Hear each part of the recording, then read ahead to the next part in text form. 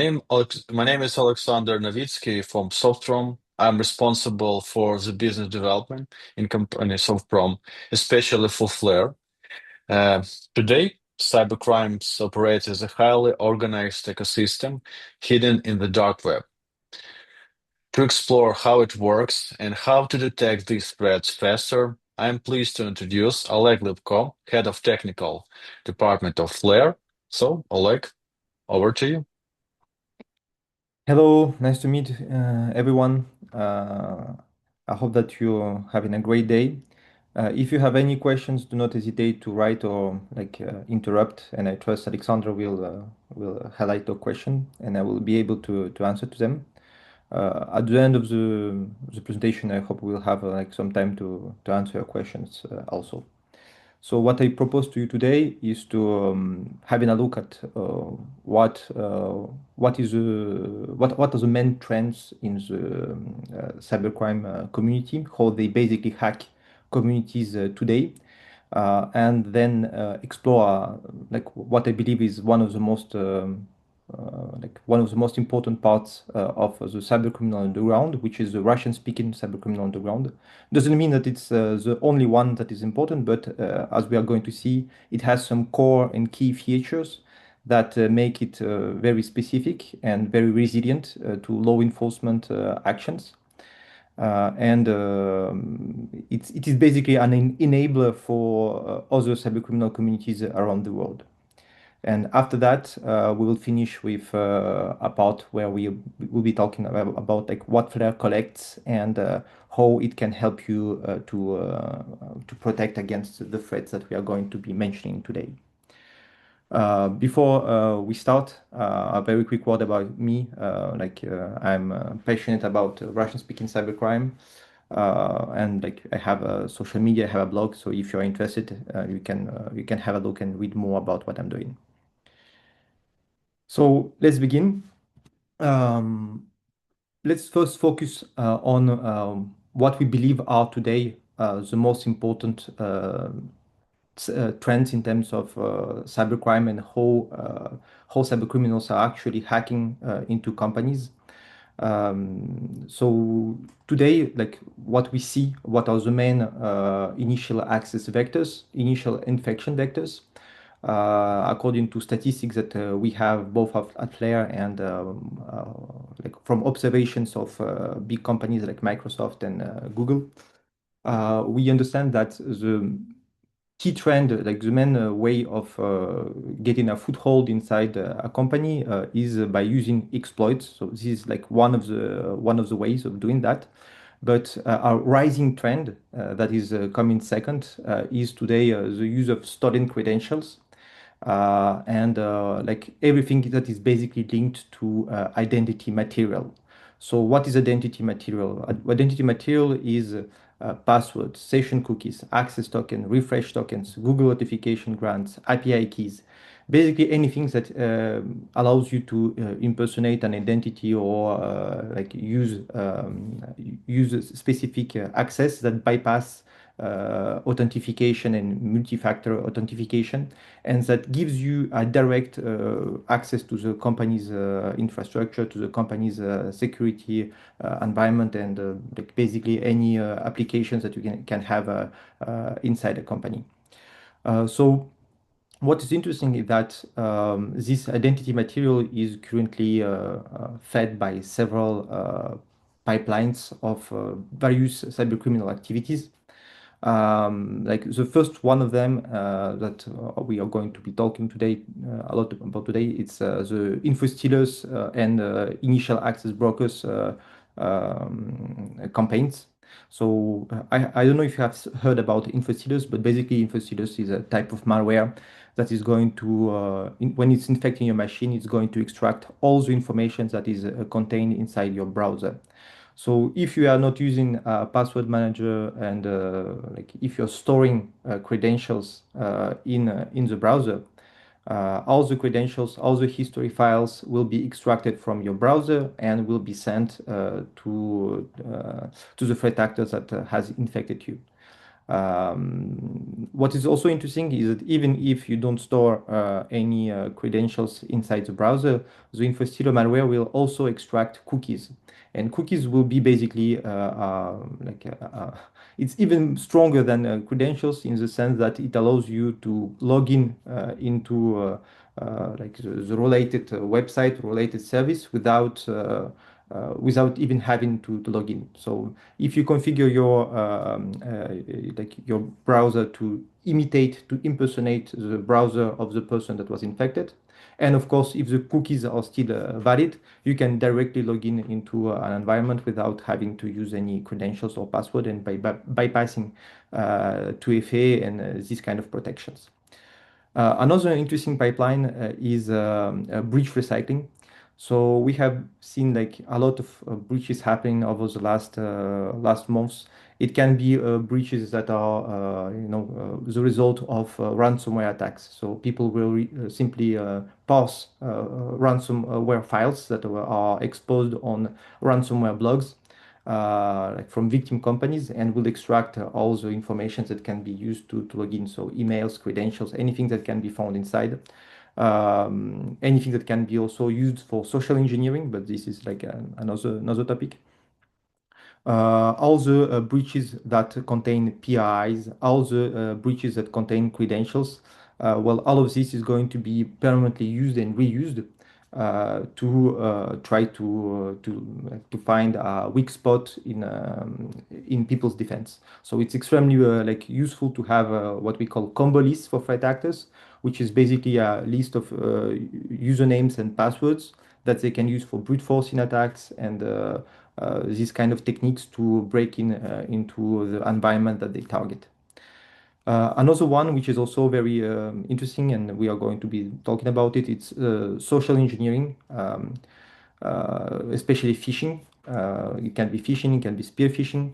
So today, like social threat actors who are doing social engineering are very often targeting people and services that will grant them access not only to one service. It's not only about like, getting access to one website.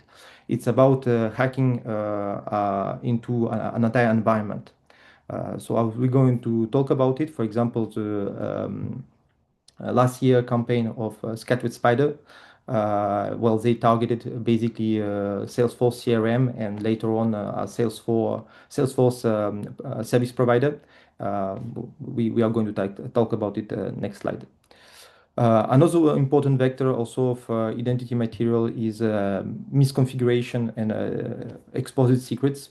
So in this case, we talk about GitHub, about Docker Hub, about coding environments that will be poorly configured and where threat actors can simply find in the open in plain text API keys and secrets and tokens that will basically allow them the same thing, which is to bypass authentication and extract data or login and like pivot inside your environment.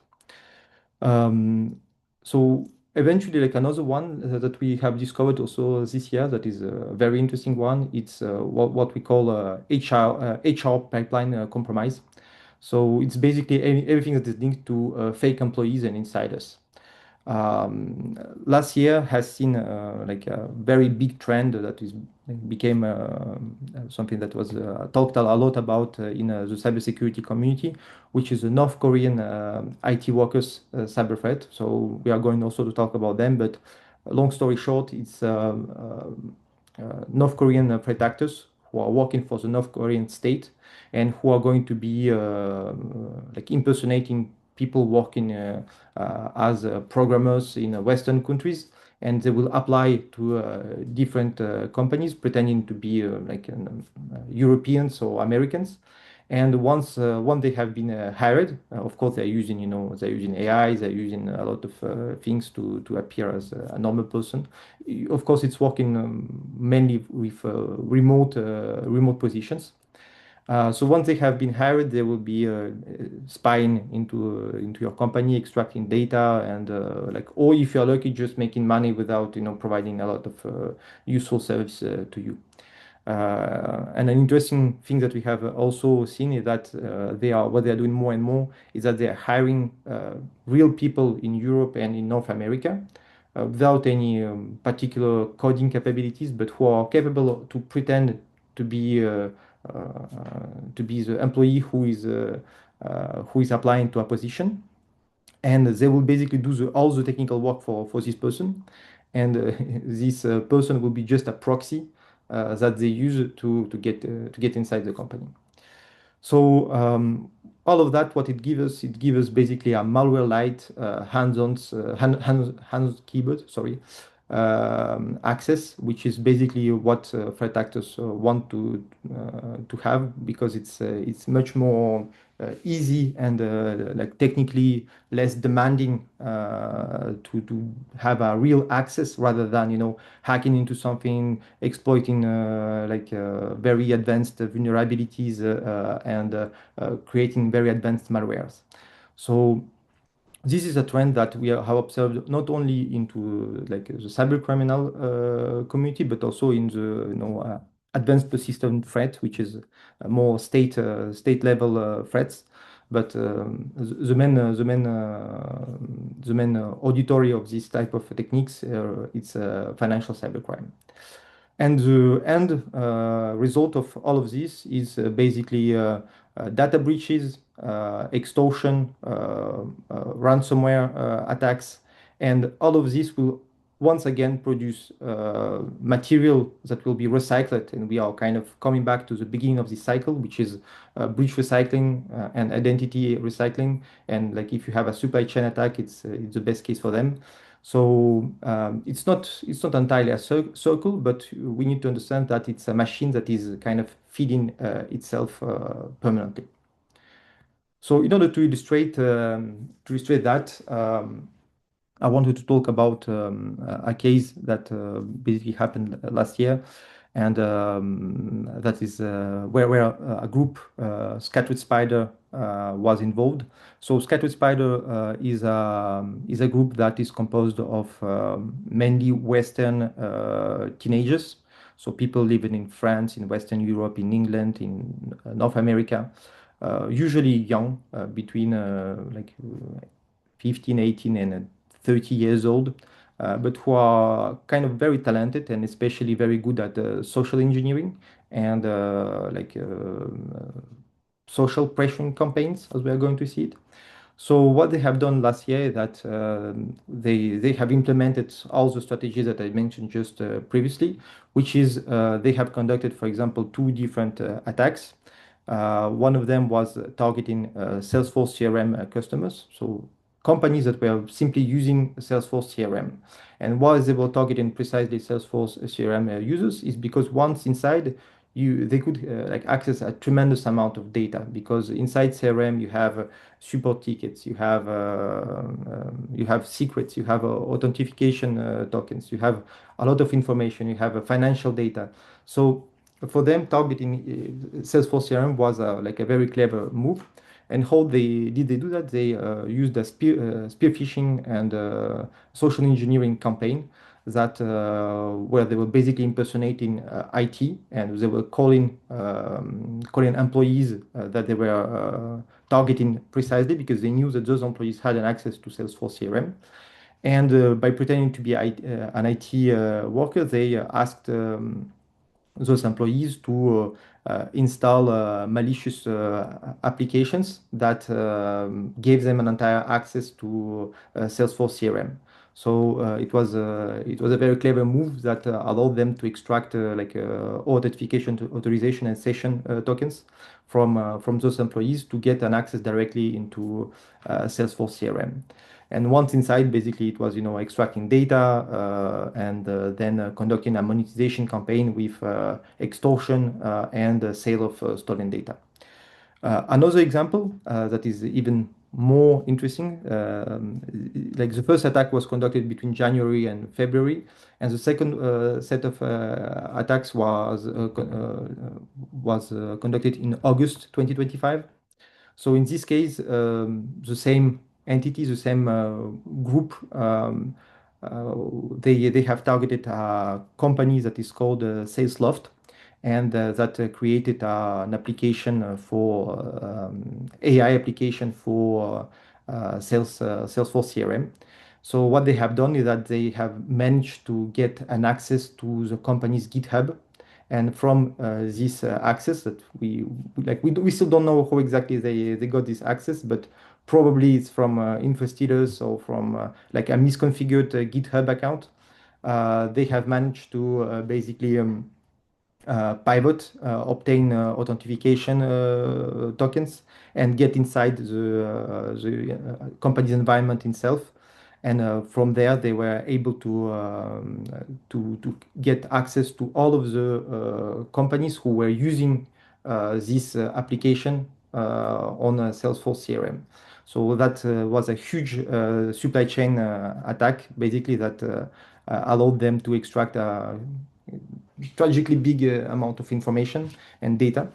And once again, the same technique was the end goal, which is conducting an extortion and monetization campaign. So I think just these two cases are like a good illustration of how basically it's much easier to log in into things rather than to hack them with complicated sets of exploits or very advanced malware. So do you have any questions so far, or Alexander, do we see any questions?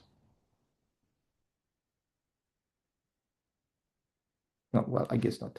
No, no, Um, thank you. No. Great. So, like I was talking to you about the global trends, and I mentioned some English-speaking threat group with a lot of their members got arrested in France, in Spain, in UK, and in the United States. But I want today to also talk about like another part of the world where unfortunately arrests are much more rare, which is also why this particular cybercriminal community is still thriving today. So I'm going to talk to you about Russian-speaking cybercrime and like what is their role in this global landscape, and why from my perspective, they are enablers of basically all the identity thefts and a lot of other attacks that we are going to see. So before we dive in, just a very quick word.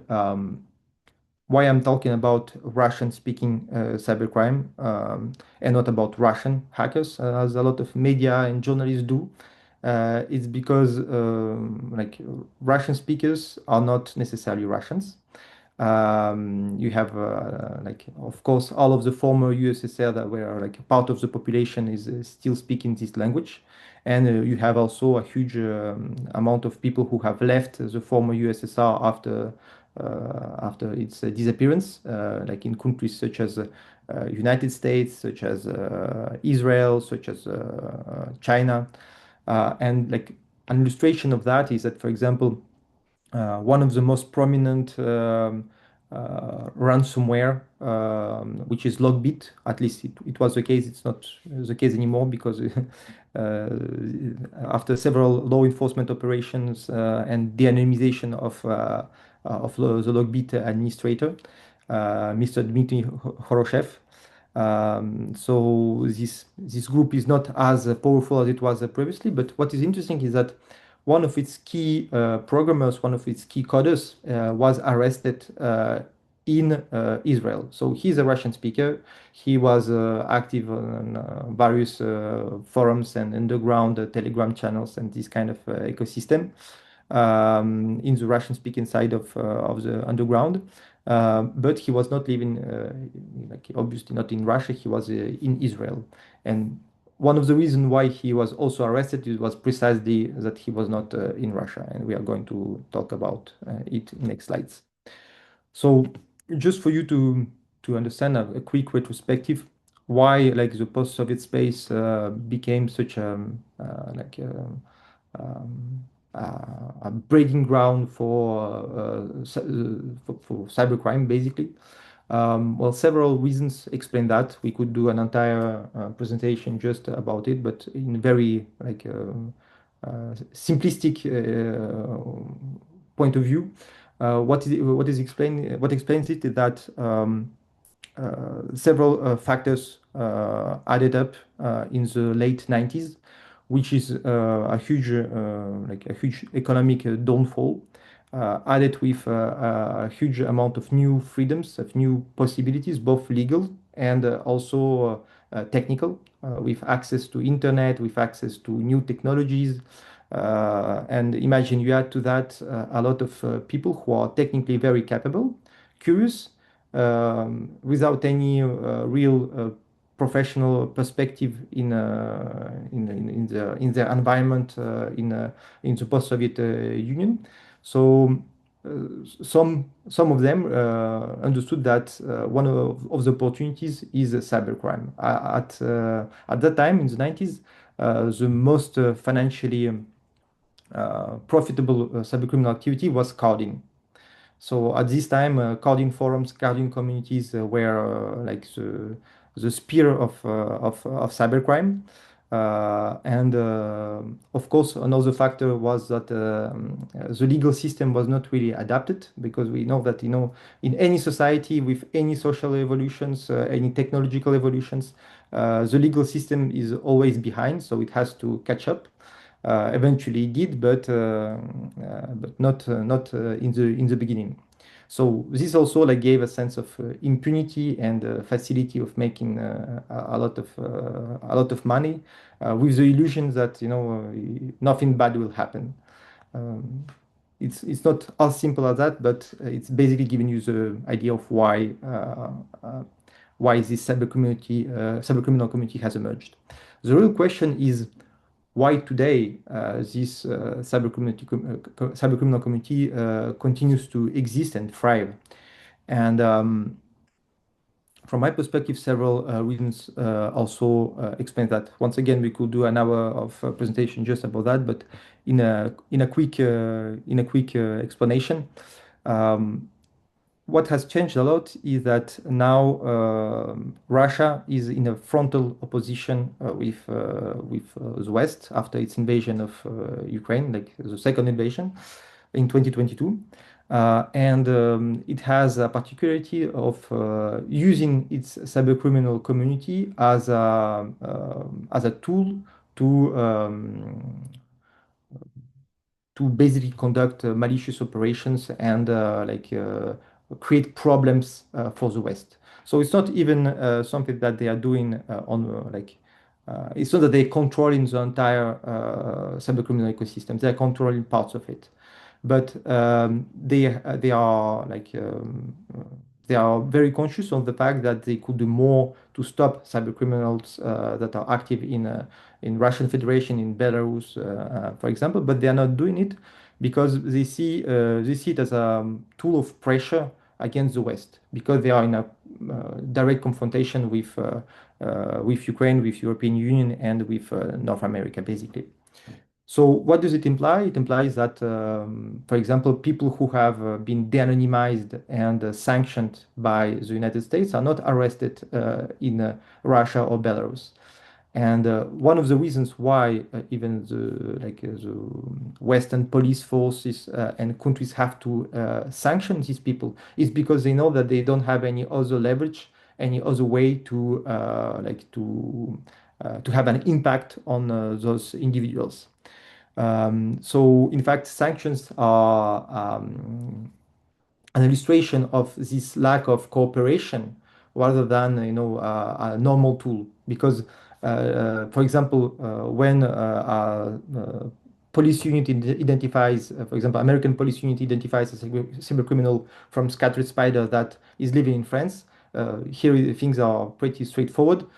We don't have any extradition in France, for example, but French police will conduct the arrest operation, and this person will be judged in France and will go to jail in France.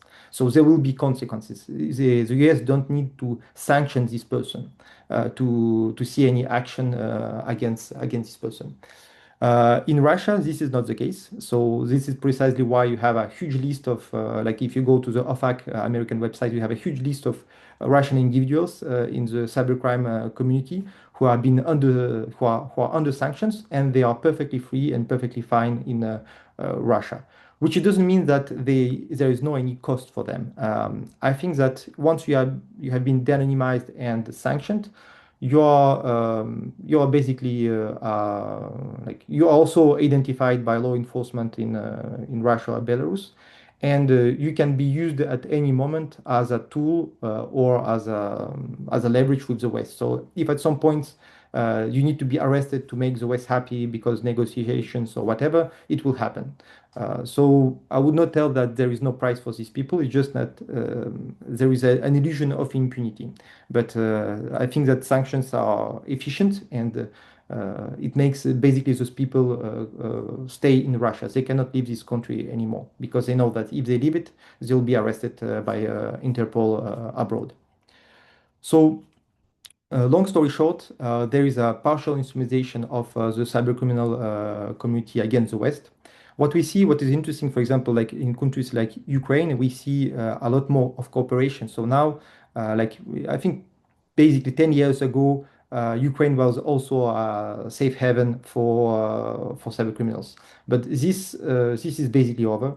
And we see a lot of cooperation between Europol, between different national police with Ukrainian police, and a lot of arrests of those cyber criminals, which is a good step forward and also an like a result of the wish of Ukraine to get closer with Europe.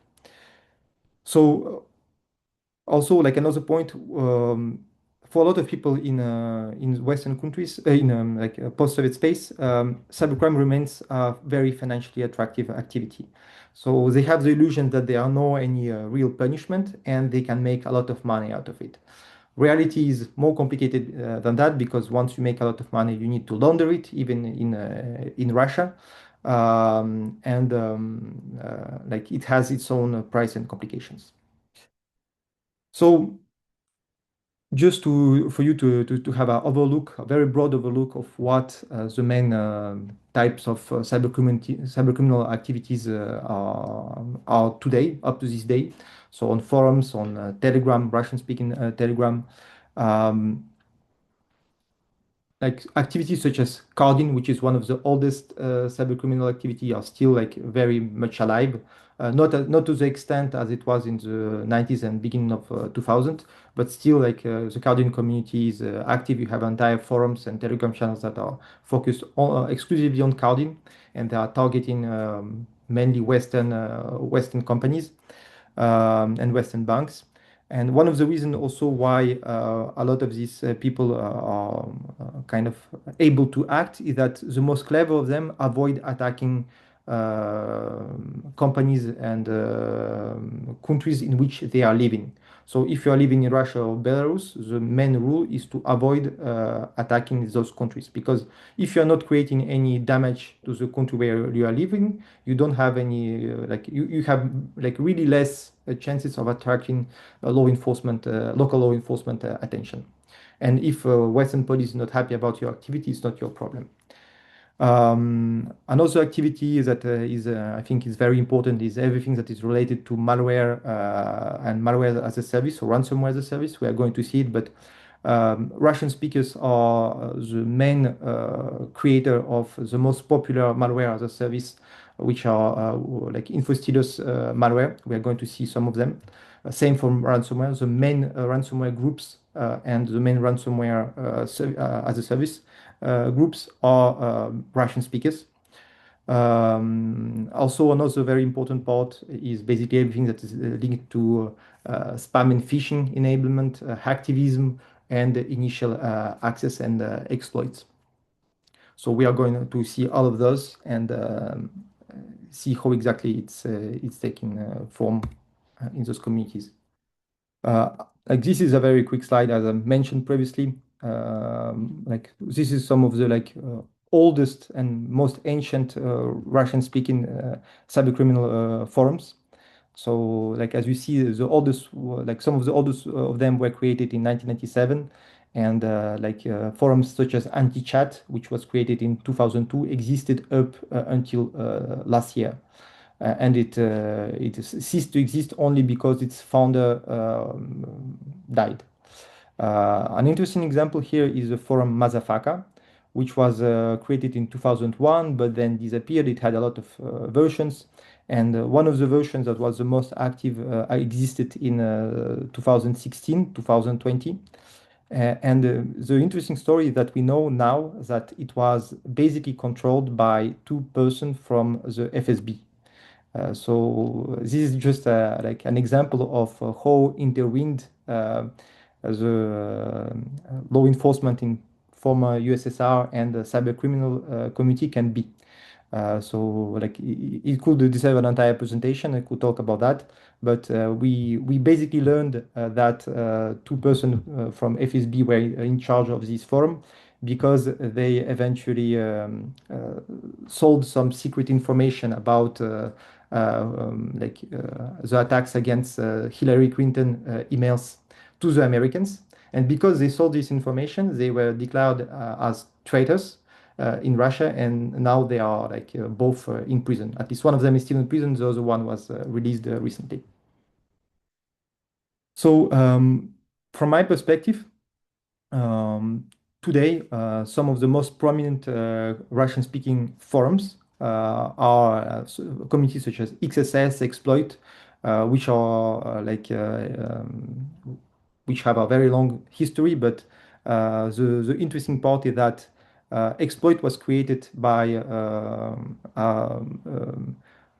an individual that was arrested last year in Ukraine.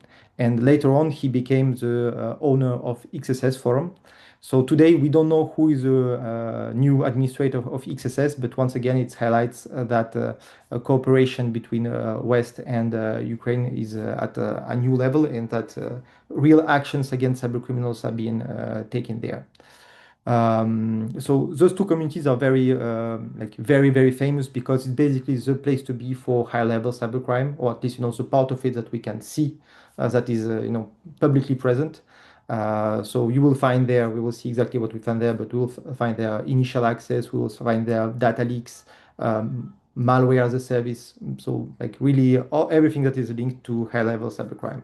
WWH Club is one of the most prominent carding communities that exist in the Russian-speaking cyberspace. Like there is many of them, but it's like probably one of the most popular one. LOL's team is a forum that was created by a Russian, and it's very funny because it's like everyone knows who they are. They are like they have basically a great business in Russia, but apparently it's absolutely fine. And you can find a lot of things such as info stealers logs on this forum, and it's a community that is rather um, like low level, but still very dangerous because you have a lot of people who are specialized in what we call traffic generation, which is basically phishing attacks and attracting people to specific content, which can lead to an infection with an infesteader or stealing of credential. Router is another community, but this one is more focused on drugs. So like it has a marginal coding and hacking communities. Its main priority is drugs.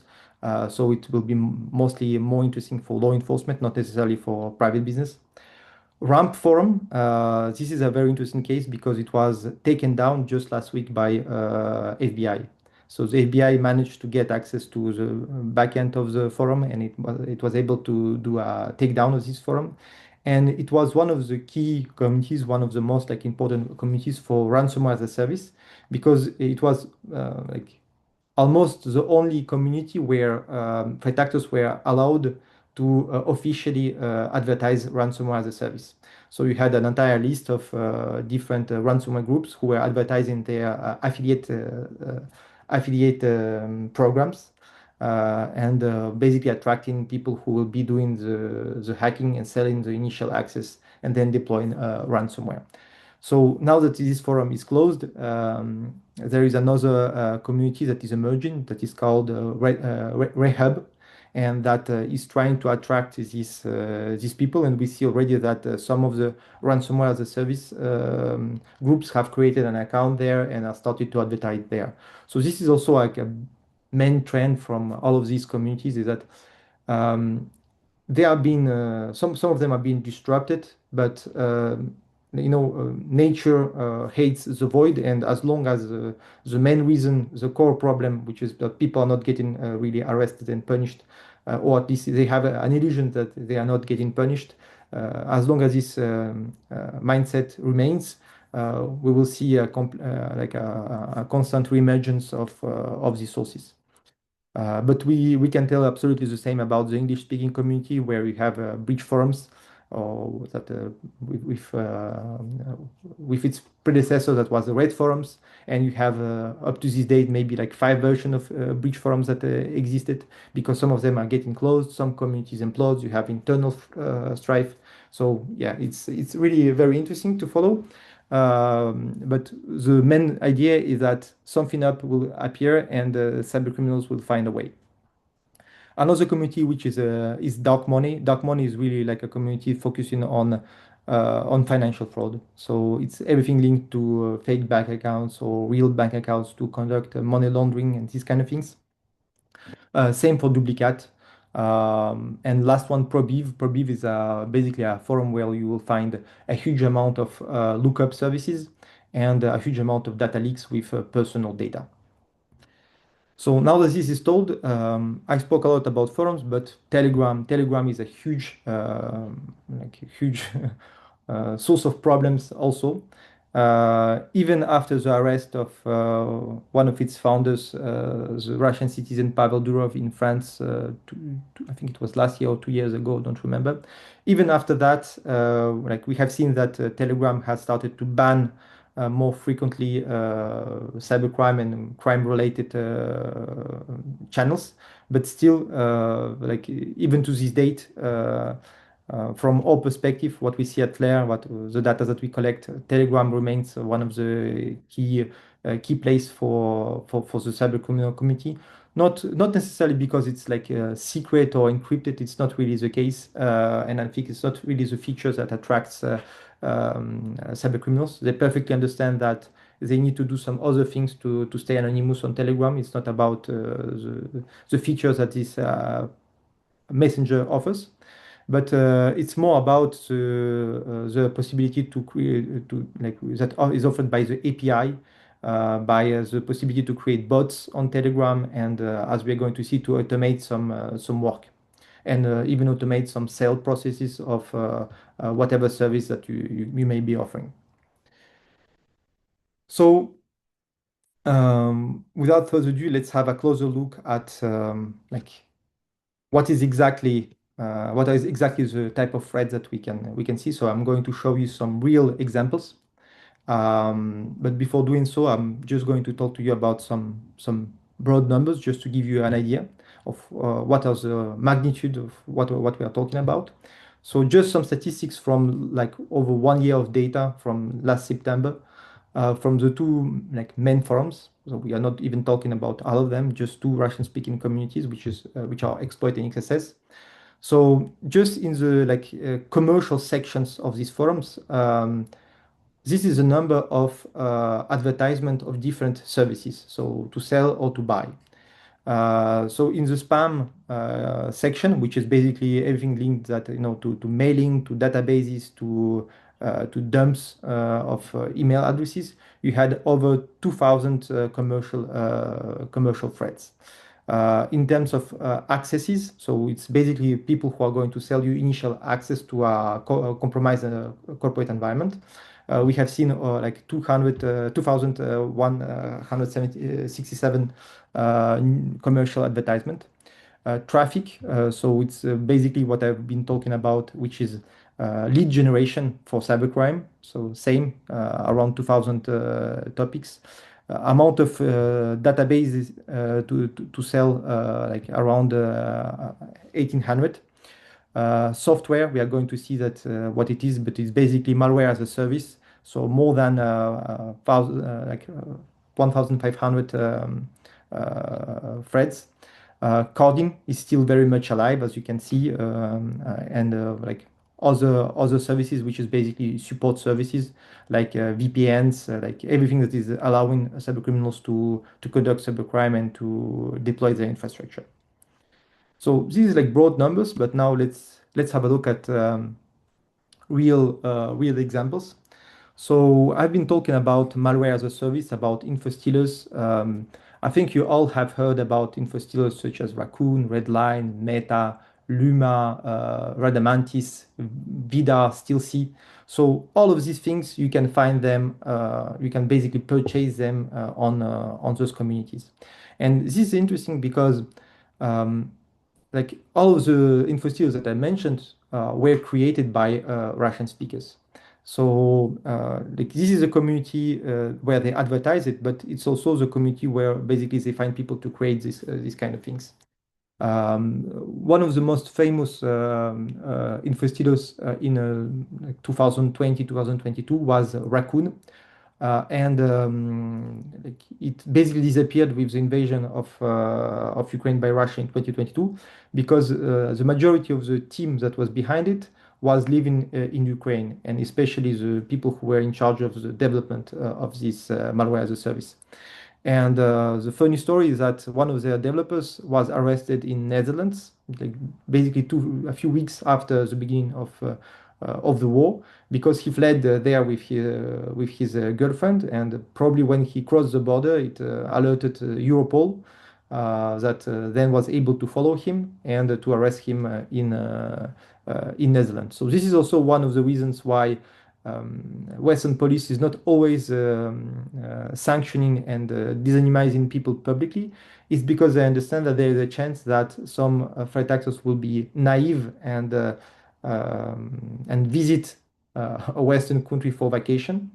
It really happens quite often, and this is opportunity for them to arrest them. So after the decline of Raccoon, we have seen a rise of Redline and Meta that were taken down in 2024 by law enforcement in Operation Magnus. After that, we have seen a rise of the Luma infostealer, which was also like partially taken down in May 2025 and eventually disappeared after internal strife started and people started to de-anonymize each other. So it was very funny because we have an entire website that was created by one of the insiders of Luma, and where he's basically publicly de-anonymizing his former colleagues. And since basically then, one of the most important infrastructures are Vidar and Stealthy.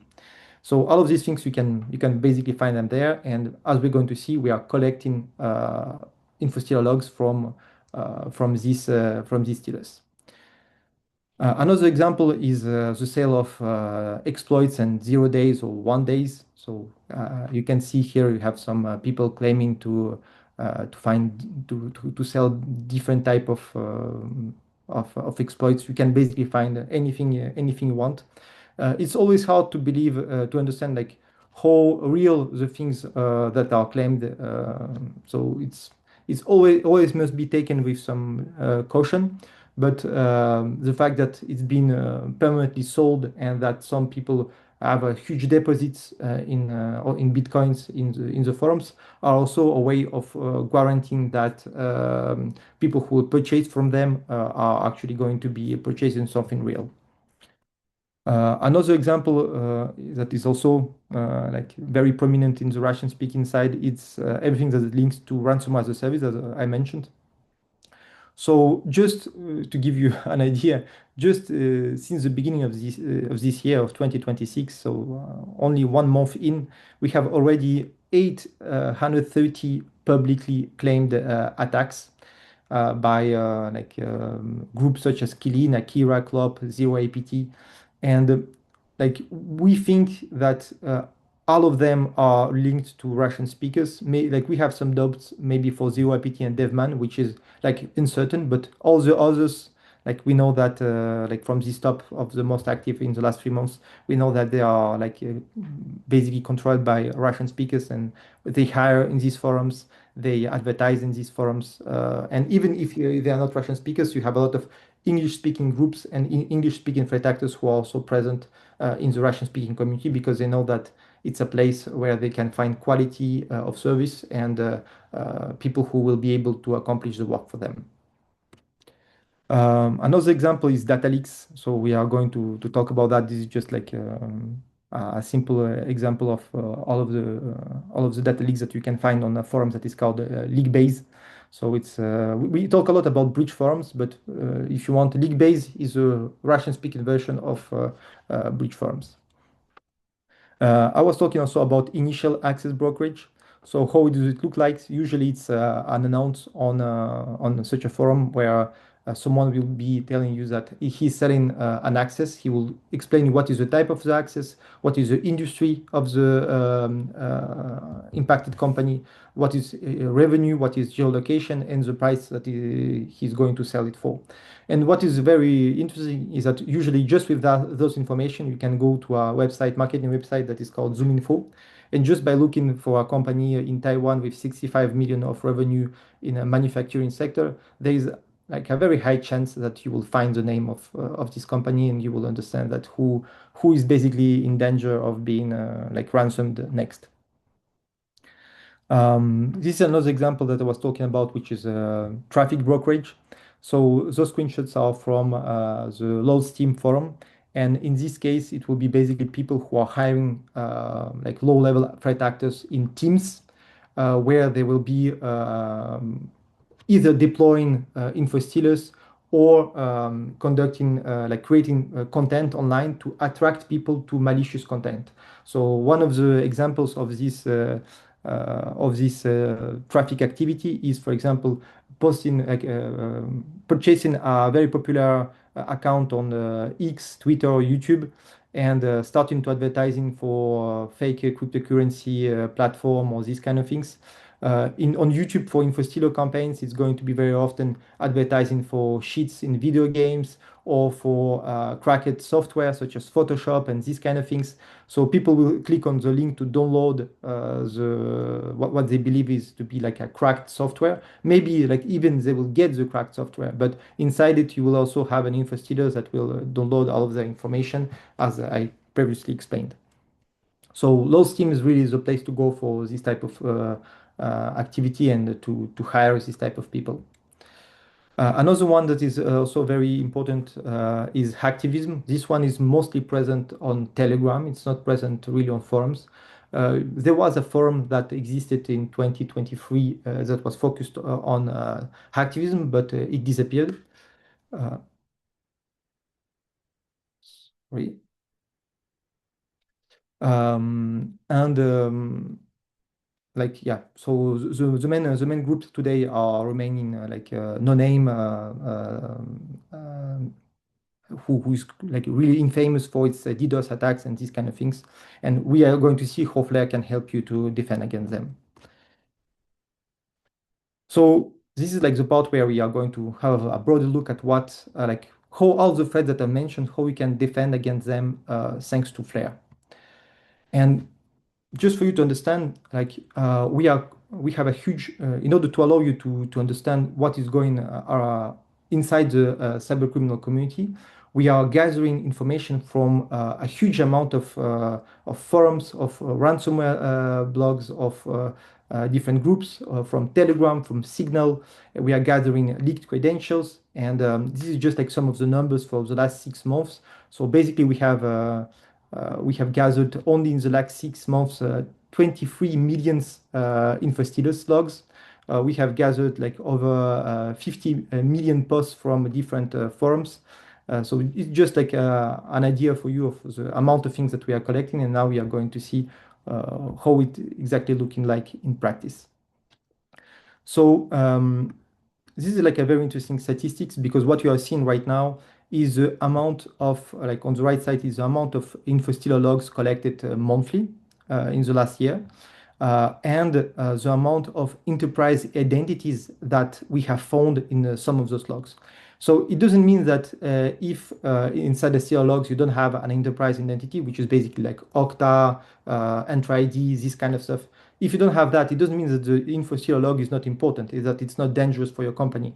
But those logs are even more dangerous because if they are exploited by people who will be able to penetrate those enterprise identities, the scale of damage that they could cause could be even greater that if they just hack into your email, for example. So just for you to understand, like, yeah, we have gathered only like in the end of the last year around 500,000 serial logs with enterprise identities. And as you can see, it's a rising trend. So when we talk about enterprise identities, like majority of them are linked to Microsoft Entra, but also to AWS, to Oracle, to Okta, to Salesforce. So those are the main enterprise identities. What is interesting also is that on the right side of the screen you can see a map with countries that where we have found this type of identities inside logs. And you can see that for some reasons, basically Russia, Belarus, to some extent Kazakhstan, are kind of not impacted at all by this campaign. Like UK is just like a bug of display, but why Russia and Belarus are not impacted is because most of the investigators that we have seen are allowed to advertise on various Russian forums because they have encoded they have been created to ignore logs from in countries which are like Russia or like Kazakhstan or Belarus. How is it working exactly? It's like if your machine is being infected by an infested log, by infested malware, and this infested malware sees that your machine has a Russian IP, has a Russian keyboard, and your operating system is basically in Russian, it will not be deployed. It will ignore your computer, and it's a feature that was developed precisely by malware as a service developers to avoid attracting attention from Russian law enforcement. So it's a method for them to protect themselves and to allow them to conduct their activity. Another example of data that we have is phishing kits. So as I was mentioning previously, phishing, spear phishing, like it's a very important activity to get access to companies' environments. And so what we are doing, we are basically able to collect from the cyber criminals backend. So we are able to collect phishing kits, and just like in over like a year, we have over like almost 4 million results with events that basically contain a credential. So you can see on the right side of the screen an example. So obviously I have anonymized it, but this is an example of a Telegram bot that is harvesting credential from a phishing web page. So obviously we have also a lot of what we call the named breaches, which is very famous breaches that occur, such as for example LinkedIn breach or any other big company breaches. And if we add like all the credentials that we have in total, from info logs, from phishing kits, from data breaches, we have currently a collection of over 21 billion credential in total. So it just give you like the idea of how huge all of this data set is. Another important threat that I was mentioning previously is like North Korean fake employees threat. So long story short, how they are doing that is that like North Koreans will be impersonating real people, will try to get hired in your company, and that exploit this company to basically take your salary, take data, or for espionage purposes. So what we have been able to do is that we have been able to find some North Korean IT workers who were infected themselves by infostillo malware, and thanks to that we are able to extract like a list of their emails and list of their domains infrastructure. So right now we have over 5,000 events with like hundreds of IOCs of these North Korean threat actors. So why is it kind of useful and how it can be used by your companies? It's because uh, If you have a blacklist of emails that you know that they are being used by these kind of actors, if you receive a resume from this email, you basically can throw it away immediately because you know that it's potentially dangerous and that it's a malicious threat actor on the other side, and that it will be only pain and problems for you if you hire this person. Another one that I was like very brief on and I didn't really talk, but misconfigurations of coding repositories is like a huge problem. And right now we have developed a solution that is scanning GitHub and Docker Hub, for example, and it's looking inside these exposed repositories for exposed secrets. So it can be passwords, it can be like basically API keys, this kind of stuff. And just for secrets and API keys, we have found over 7 million repositories with those things. So once again, like if you are like our customers, it could allow you to prevent this type of threats because you never know what a developer or a freelancer who is working for you on a project, how he's managing his own security. So this can be an exposure that can lead to a cybercriminal attack, like it probably was the case with a Salesloft attack by Scattered Spider in August 2025. So I hope that you enjoyed this presentation. There are a lot of things that I didn't talk about of what Flare can do. We have things such as lookalike domains detection, which is also a very powerful tool against phishing and impersonation. But like there are other things that I didn't mention. But of course, if you have any questions right now, I will be more than happy to answer them.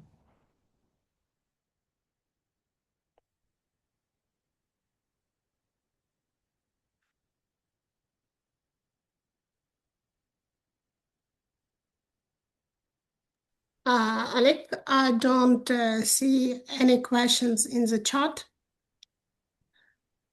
so I think we can finish. Great. So thank you a lot for your attention, and of course, if you're interested in Flare, do not hesitate to contact Alexander and Softprom, and hope to see you soon.